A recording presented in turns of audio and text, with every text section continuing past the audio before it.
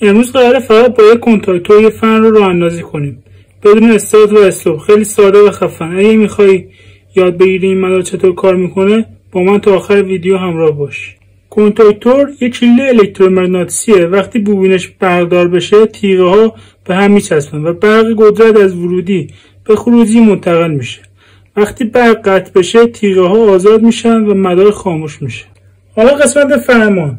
اینجا دیگه استارت و استاپ خبری نیست. مستقیم برق رو به بوبین میدهیم. به محض اینکه برق بیاد به بوبین کنتاکتور میچسبه و فن روشن میشه. برق قطع بشه فن خاموش میشه.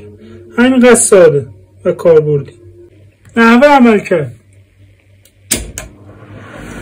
همین که بوبین بردار شد کنتاکتور عمل کرد و فن شروع به کار کرد. فن شروع به کار میکنه و برق رو قطع کنیم. با قطع بوبین کنتاکتور آزاد میشه و فن خاموش میشه. نکته مهم، این روش بیشتر برای تست و آموزش مناسبه. توی این مدار واقعی حتما باید فیوز و تجهیزات حفاظتی هم بذارید، چون کنتاکتور فقط وصل و قطع میکنه اما از فن در برابر اتصال کوتاه یا اضافه بار محافظت نمیکنه. خب دیدید چقدر راحت میشه فقط با یک کنتاکتور یه فن رو راه انداخت. این تازه اول کاره. توی ویدیوهای بعدی میریم سراغ مدارهای خفن‌تر و با حفاظت کامل.